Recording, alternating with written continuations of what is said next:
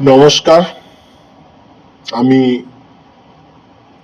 আজকে যে ডিজিজটা নিয়ে কথা বলবো সেটা হলো অ্যাঙ্কোলজিং স্পন্ডাইলাইটিস।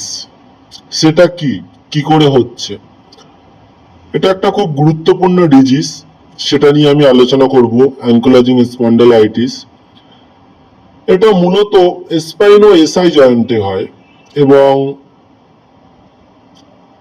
কিভাবে হচ্ছে বা কি হচ্ছে সেটা বলছি। এটি ধীরে ধীরে বাড়তে থাকা প্রদাহজনিত একটি রোগ, যা প্রধানত মেরুদণ্ড আক্রান্ত করে এবং শরীরের অন্যান্য জয়েন্টেও আক্রান্ত করে, যেমন এসআই জয়েন্ট।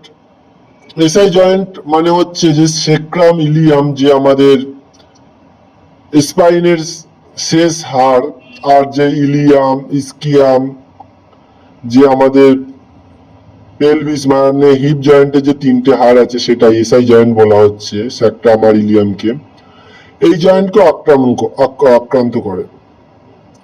এবং সব থেকে একটা গুরুত্বপূর্ণ বিষয় হলো জয়েন্টের চারপাশে ক্যালসিফিকেশন হয়। ক্যালসিফিকেশন মানে কি, ক্যালসিয়াম জমা হয়। ক্যালসিয়াম জমে নতুন হাড় তৈরি হয় এই অ্যাঙ্কোলজিং স্পন্ডাইলাইটিসে। এরপরে কি হয়, একটার সাথে একটা হাড় জুড়ে যেতে থাকে।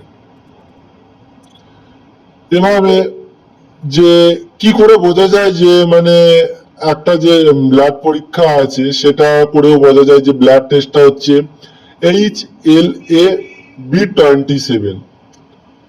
এটা যে পজিটিভ হলেই অ্যাঙ্কোলজিং স্পন্ডাইলাইটিস হয়েছে বা এটা যে নেগেটিভ হলে হয়নি এমন কিন্তু ব্যাপার নয়। সাধারণত এই যে ব্লাড টেস্ট এটাই HLA-B27 এটা পরীক্ষা করে দেখা হয়। তাহলে এবারে যে কিভাবে হচ্ছে, কারণ কি?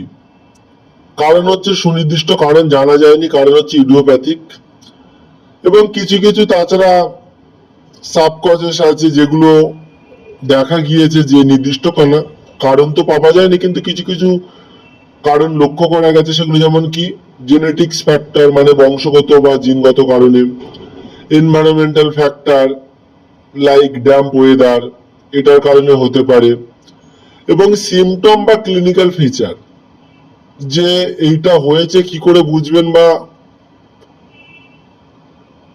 এটা কিন্তু পুরুষের মধ্যে এই রোগ বেশি দেখা যায় নারীদের তুলনায়, 5:2, মানে 2 মহিলার হলে 5 পুরুষের হয়। এবং পূর্বে কোনো আঘাত এই রোগের লক্ষণ হতে পারে, বা পূর্বে কোনো আঘাত লাগলে সেই থেকে এই রোগ হতে পারে। কখনো কোমরের ব্যথা উরু বা হাঁটুর উপরের দিকে নিচে ছড়িয়ে যেতে পারে। রাতে ব্যথা বেশি এবং সকালে শরীর শক্ত হয়ে হয়ে যায়। রোগ বাড়লে বুক, পিঠ, ঘাড় ও কাঁধ পর্যন্ত ছড়িয়ে যেতে পারে ব্যথা। মেরুদণ্ডের সামনের দিকে ঝোঁকা, পিছনে বাঁকানো, সাইডে বাঁকানোর ক্ষমতা কমে যায়। পাঁজর ও মেরুদণ্ডের জয়েন্টে আক্রান্ত হওয়ায় বুক ঠিকমতো প্রসারিত হতে পারে না, ফলে শ্বাস নেওয়ার ক্ষমতাও কমে যায়। বুক চাপটা বা ভেতরে ঢোকা দেখায়, পেট সামনের দিকে বেরিয়ে আসে। আর একটা সব থেকে মজার বিষয় হচ্ছে যে এই রোগে হচ্ছে বাম্বু স্পাইন। বাম্বু স্পাইন মানে কি, বাঁশ দেখেছেন আপনারা, বাম্বু স্পাইনের মতো হয়ে যেতে পারে, যেমন বাঁশের গাঁট গাঁট হয়, এই ডিজিজে বাম্বু স্পাইনের মতো হয়ে যায়। কেন? যে ক্যালসিফিকেশন হচ্ছে, সেই কারণেই কিন্তু স্পাইন বাম্বু স্পাইনের মতো। ক্যালসিফিকেশন মানে কি, ক্যালসিয়াম জমা হচ্ছে। স্পাইনের তো হাড় ভাগ ভাগ থাকে, ফাঁকা থাকে, সেই যেখানে হচ্ছে ক্যালসিফিকেশন হওয়ার পরে ক্যালসিয়াম জমা হওয়ার পরে মেরুদণ্ড পুরো শক্ত হয়ে যায়। তো এই ছিল আজ অ্যাঙ্কোলজিং স্পন্ডাইলাইটিস কি, কিভাবে হচ্ছে এবং এর কারণ কি, এই নিয়ে ছিল আজ ভিডিওটা। এবার এরপরে অন্য কোনো একটা ডিজিজ নিয়ে অন্য কোনো দিন একটা ভিডিও আনবো। তো আজ এই পর্যন্ত।